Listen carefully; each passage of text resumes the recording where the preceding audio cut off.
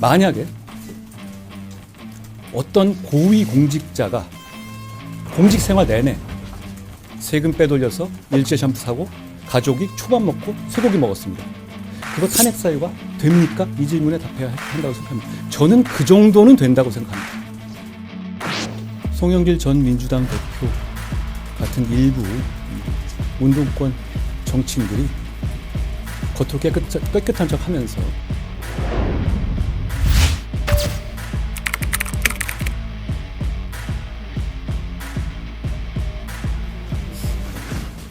바로 시작해도 될까요? 장관님, 그 총선 출마설에 계속 무게가 실리고 있는데 이에 대해서 좀 한 말씀 부탁드립니다.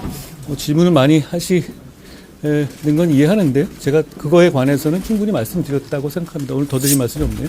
여당에서도 출마 의견 좀 전달했다는 얘기 나오는데 이 부분에 대해서도 말씀 부탁드립니다. 제가 특별히 들은 얘기는 없습니다. 어제 말씀하신 중요한 일이라는 게 어떤 일일까요? 이런 일입니다. 오늘 저희가 하고 있는 일들이요. 대전에서 하고 있는 여러 가지 일들, 외국인의 우수 과학 인재를 유치하는 거라든가, 그리고 외국인 노동자들이 한글을 제대로 배우고 한국어를 제대로 습득해서 우리 국민과 잘 살아갈 수 있는 기초를 만드는 것, 이런 거 중요하지 않겠습니까? 오늘 그래도 센터 방문 목적 다시 한 번만 말씀 부탁드릴게요. 여러분 잘 모르실지 모르지만 카이스트는 한 11,000명 정도의 학생이 계시는데요. 그 중에 지금 1,500명 정도가 외국인 연구자들입니다. 그러니까 앞으로 이 추세는 더 강화될 것이고, 그리고 외국인 연구자들의 늘어나는 추세는 선진국 어디나 마찬가지일 겁니다. 그러니까 그 준비를 해야 하는 것이죠. 이 외국인 연구자들은 대단한 수준에 가진 연구자들이시고요. 이런 분들 없이는 대한민국 과학기술의 미래는 없습니다. 그런 차원에서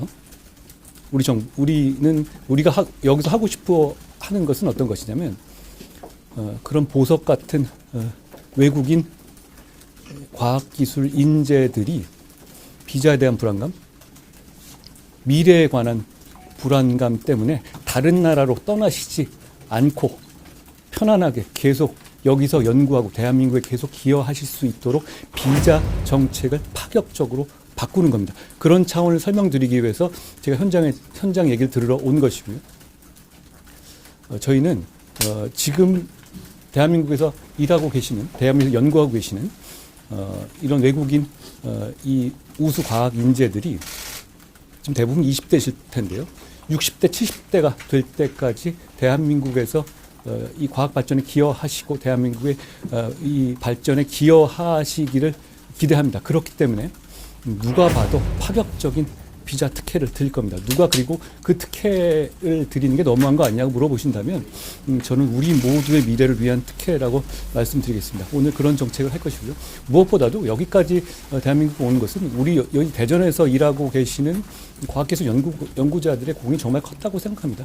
그리고 그 단계가 지금은 어떤 인구절벽으로 인해서 2단계 다음 단계로 넘어가고 있는데요. 그 부분을 법무부가 법적으로 제도적으로 파격적으로 지원해드리겠다는 말씀을 드리러 온 겁니다. 네. 그리고 이 얘기는 별로 안 듣고 싶었죠, 근데. 예, 말씀하세요. 네. 최근에 대구 방문하신 것 관련해서 안민석 의원은 주말에 방문했다. 강선호 의원은 설레였냐라고 비꼬는 듯한 발언을 했는데요. 여기에 대한 입장이 있으신가요? 금요일 밤에 동대구역에 계셨던 대구 시민들은 다 저보다 바쁘고 귀한 시간이셨을 겁니다. 거기 줄 서 계셨던 분들은요. 서울 가서 논술 시험 보려 가는 수험생들, 그리고 군대 휴가 받아 내려오신 분들, 그리고 열심히 일하다가 본가에 오신 분들, 그리고 거기서 일하시던 환경미화 하시던 여사님들, 다들 굉장히 귀한 시간이셨을 겁니다. 당연히 거기 계신 분들 시간이 제 시간보다 덜 귀할 리가 없어요.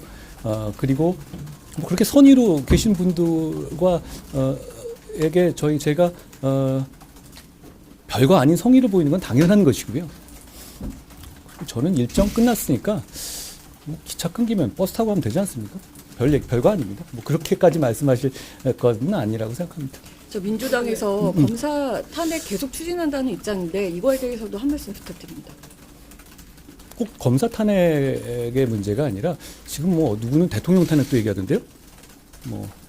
이렇게 된다면 대한민국에 있는 주요 공직도 한 바퀴 쫙 돌겠다는 뜻으로 보이는데요.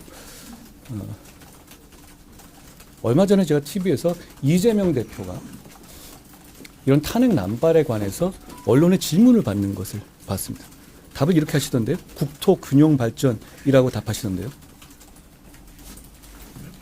저는 더불어민주당과 이재명 대표가 언젠가는 이 질문을 그런 식으로 퉁치지 말고 제대로 답해야 한다고 생각합니다. 만약에 어떤 고위 공직자가 공직 생활 내내 세금 빼돌려서 일제 샴푸 사고 가족이 초밥 먹고 쇠고기 먹었습니다. 그거 탄핵 사유가 됩니까? 이 질문에 답해야 한다고 생각합니다. 저는 그 정도는 된다고 생각합니다. 헌법재판소도 그 정도는 인용할 것 같아요. 최근에 장관님 화법이 여의도 문법과 다르다는 말이 있는데요. 여기에 대한 입장 있으신가요? 그런 얘기 제가 많이 들었던 것 같아요. 만약에 여의도에서 일하는 300명만 쓰는 고유의 어떤 화법이나 문법이 있다면 그건 여의도 문법이라기보다는 여의도 사투리 아닌가요? 저는 나머지 5천만이 쓰는 언어를 쓰겠습니다. 오늘 송영길 대표가 이제 장관님을 겨냥해서 후지다, 사시 합격하고 갑질을 한다라고 라디오 인터뷰를 했는데요. 여기에 대한 입장 부탁드립니다.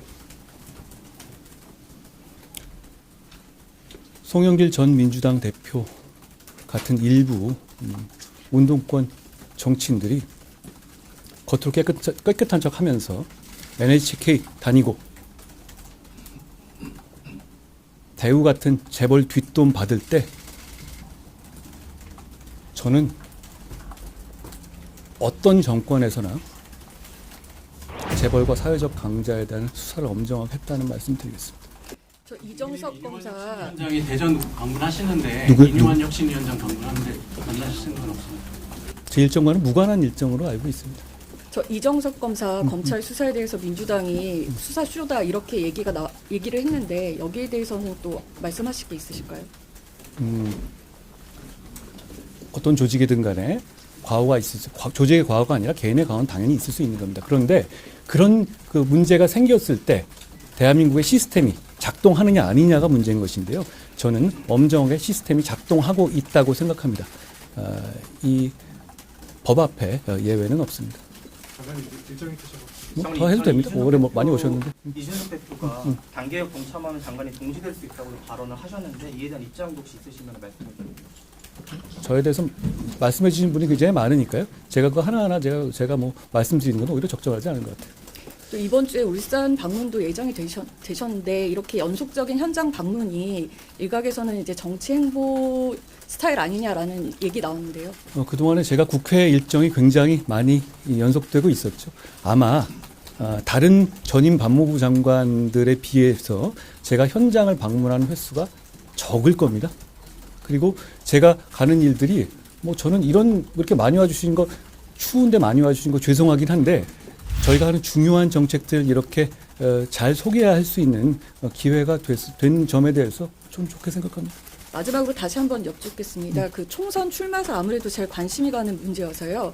이 부분에 대해서 좀 말씀 부탁드릴게요. 말씀 제가 충분히 드린 것 같고요. 여기서 뭐 제가 조금 달리 말들은 뭐가 바뀌었다 또 이러실 수 있으니까 저는 충분히 설명드렸다고 생각합니다. 저는 제 일을 최선을 다해서 하고 있다는 말씀드립니다. 그 후임 법무부 장관 인선 지금 작업 중이라는 거는 맞는 건가요? 저는 정무직이지만 임명직 공직자입니다. 제가 제 후임에 대한 어떤 추측성 보도에 대해서 얘기하는 건 적절하지는 않아 보입니다. 장관님 그 12월 개각에서 빠지시는 대신에 1월에 나오신다 이런 보도 역시 마찬가지입니다. 개각은 제가 하는 게 아니죠. 언제쯤 결단하실 시점이 될까요? 마찬가지로 제가 지금까지 드렸던 답에 다 답이 있을 것 같습니다. 거기서 제가 뭐 특별히 더 드릴 말씀이 없는 것 같습니다. 이제 일정은 추운데 고생하셨습니다. 더 없으시죠?